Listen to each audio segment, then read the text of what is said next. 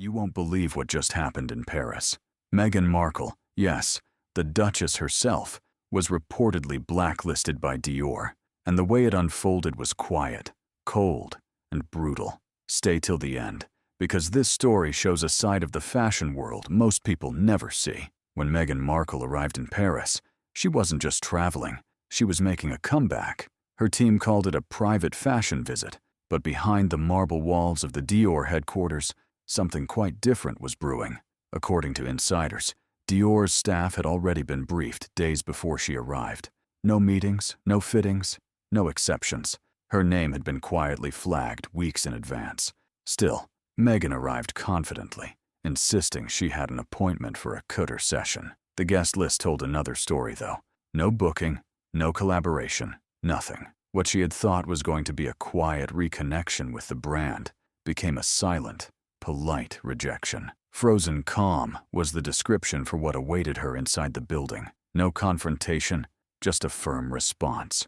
"We have no appointment for you, ma'am." For Meghan, this wasn't a scheduling mistake. It was humiliation from one of fashion's most prestigious houses. Sources later revealed that Meghan's team had been in contact with Dior for months, offering a number of ideas: an ambassador role, a modern Diana campaign, a full partnership built around her image. But inside Dior, those proposals didn't sit well. One executive reportedly said, "We dress legends, we don't create them from controversy." After that, Meghan's name vanished from Dior's contact lists. The rejection wasn't spontaneous.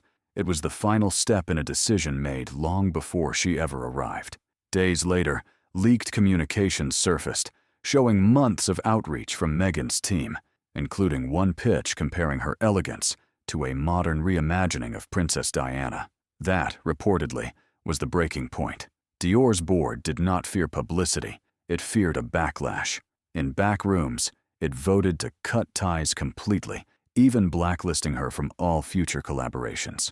Soon, other brands in the LVMH empire, the same empire that owns Dior, Fendi, Givenchy, and Louis Vuitton, followed suit. Givenchy quietly distanced itself. Chanel declined future proposals. Stylists who once dressed Meghan received subtle warnings. Avoid association. The Duchess of Sussex had become what the luxury world fears most: a PR risk wrapped in couture. In Paris, no one made a scene. But when doors stayed closed and the phone stopped ringing, the message came across. Silence had become exile. Yet Meghan did not back down. Days later, she showed up at Balenciaga's Paris Fashion Week show, cameras flashing away as if nothing had happened. Was it redemption or defiance?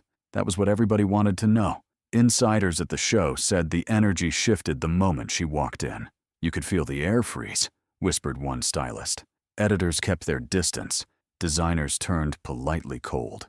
The applause that followed her entry was restrained, polite, but empty. It looked glamorous on camera, but those who were there call it awkward theater. No designer approached her, no stylist congratulated her. The real talk wasn't about her outfit backstage. It was about how far she'd fallen from fashion's inner circle. Backstage, whispers began, the kind of whispers Paris never forgets. Stylists and assistants traded words in hushed tones. Some spoke of her perfume, that it was too strong, like covering something up. True or not, that doesn't matter. In fashion, gossip spreads faster than the fragrance. By the time the after-party was over, the talk had already left the building. For some, it was cruel chatter. For others, it reflected the tension she brings with her into every room. The verdict had little to do with perfume. It was about energy. Because Paris forgives arrogance, it forgives scandal, but it never forgives when the atmosphere turns heavy. And that night, the air around Meghan Markle felt suffocating. Then came the moment that turned unease into outrage. After leaving the show, Meghan was seen filming near the Pont de l'Alma tunnel, the same tunnel where Princess Diana's life ended. Her team said it was just a scenic drive, but the city wasn't buying it. For a woman who had publicly compared herself to Diana, the choice of location felt intentional. To many Parisians, it crossed a sacred line. Insiders whispered that she wanted to reclaim Diana's story, to draw an emotional parallel. But for those who had lived through that tragedy, it was tone-deaf, even morbid. A senior stylist who used to work with Dior concluded quietly, "Diana's legacy belongs to memory, not marketing." That single drive, filmed or not, did more damage than any Dior rejection could. Because in Paris, a city that still mourns Diana, it felt like performance masquerading as tribute. By the end of Fashion Week, the illusion had shattered completely. People who at one point admired her poise now began to wonder what she was doing there. Balenciaga hadn't even dressed her for the event. The outfit had been loaned, not gifted. The shoes, simple black pumps, were the only actual thing from the brand. The rest had come via intermediaries, not from the label itself. To the fashion elite, that was code for exclusion. No fittings, no courtesies, no personal touch. She wasn't a guest of honor. She was a guest of circumstance. And that's when Paris turned. Editors who once flattered her began to keep their distance. Requests from stylists were declined. Even photographers stopped angling for her best side. It wasn't cruelty. It was quiet rejection. Because in Paris, they don't boo you out of the room.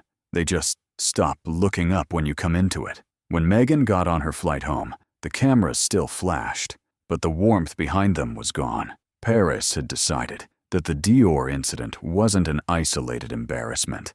It was a reflection of something deeper, the illusion of belonging. She came to France, believing that she could rewrite her image, that couture could restore what controversy had taken. Instead, she discovered that style without authenticity is only costume. From captivating the world to standing at the edge of her own performance, devoid of applause, the Duchess chases Diana's reflection and loses her own in the process. Paris doesn't reward imitation, it exposes it. One editor's note in Le Figaro captured it perfectly. The difference between Diana and Meghan was never just grace, it was truth. By the time she left town, the whispers had turned to silence. Not scandal, just conclusion. Because in the end, Meghan didn't walk out of Paris as fashion royalty. She walked out as a reminder that in the world of high couture, admiration cannot be demanded, it must be earned. And for Meghan Markle, Paris decided she'd earned only one thing: distance.